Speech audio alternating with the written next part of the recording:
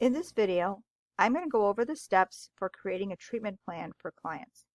These steps can be found on page 5 and 6 of the Theranos Manual, and I will be following that procedure. Now, before I can get started, I need to know something about my client's baseline. So this information can be gathered through the intake process with a family member or through the referral from the counselor. So if it's a referral from the counselor, then that referral will be found under the General Documents tab. If it is a referral from a family member, then if you select the Mentor Referral Feedback tab, you're going to see a referral. And usually there's just one. I've got multiple on here because I've used this as a practice client. So I want to take a look at the rating from that interview. So if I can view just by looking at edit, or I can print it. So I'm just going to look at edit. Pretend this would all be filled out, but I'm focusing on the rating scale. And on this rating scale, I can see that this child has the ranks the very low in self-management and social awareness, not so high in the other ones either. So obviously they need help in all areas. And then I have a statement saying that the student has frequent outbursts and difficulties getting along with other children. So that is what I know about the student in order to create the treatment plan. So the procedure on page 10 tells me to start in the client details page. And it says to select the blue notes box. So this is the notes box here. Another way to get to this is to select notes on the side. But I'm going to follow the steps exactly and select the blue notes box from the details page. Now the next step is to find the treatment plans tab, then to select the plus treatment plan box. And the first thing I'm going to do is fill in behavioral definition. So it says here that the behavioral definition is a one-time entry, and it's a sentence which is an overview of what the student will be working on based upon this information. So for example, I could say the student will improve upon self-management.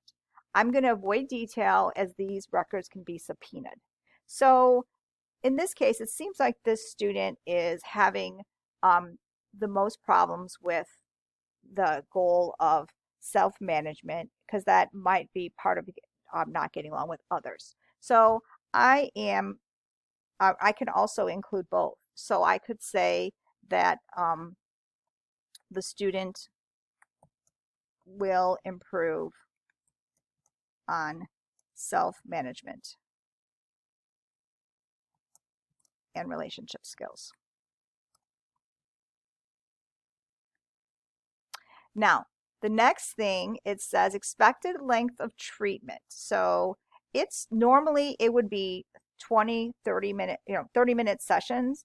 But if we're talking about second semester, that's really more like 15 30-minute sessions. So if we're talking like new. So I'm going to say 15 30-minute sessions. Then it says fill an initiation date and appointment frequency. So the initiation date would be today. So today is January 4th. And the appointment frequency would be weekly. And then I am going to hit save. So I need to find the save button. If you don't select save before you go to a new screen, this information will be lost. And then what happens is when when Holly checks the records, she's going to see that it's missing and tell you it's incomplete, and that's why. So make sure you hit save here, but not in the next place. Okay, so the next thing that I'm going to do after behavioral definitions is I'm going to add a goal. So I'm going to add a goal, and then I'm going to add a treatment goal. So fill in the client goals box. So this goal name should be based upon one of the CASEL competencies. And it should be, so this student is struggling with relationship skills and self-management, so getting along with other people. So we could say something like the student will identify and practice self-management strategies.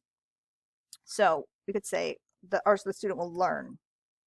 The student will learn self-management strategies.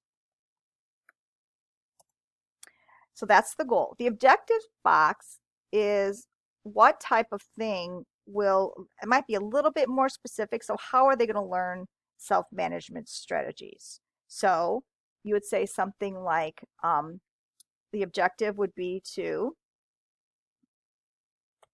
identify and practice coping skills,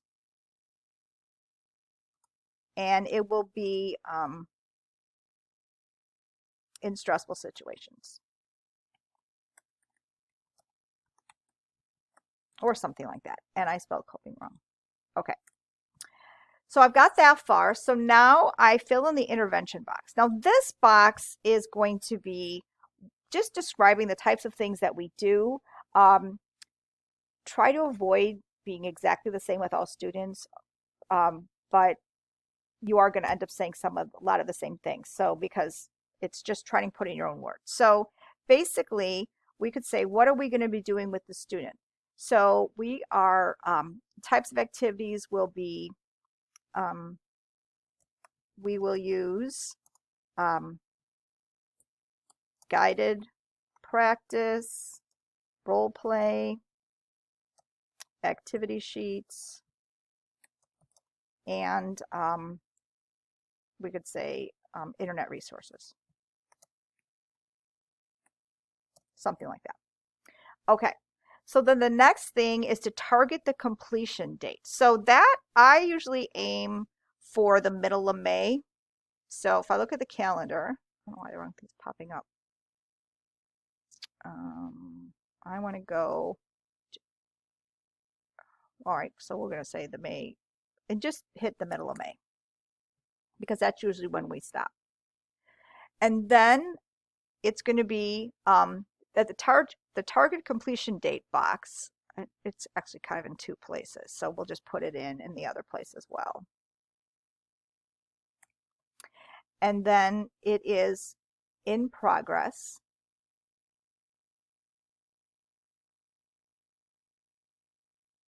And then we don't sign it. Sorry, I was just reading my notes. So we don't sign it. I need to get this to go away. I don't know why it's not. So once we're finished, we just save. Sorry that took me so long. Okay. Now, this is the end of your treatment goal. So if you want to see it, all you would do is you could look at all of the cases. So this is really now a case. So you've created a case because you have an intake date and you have all that information on the student.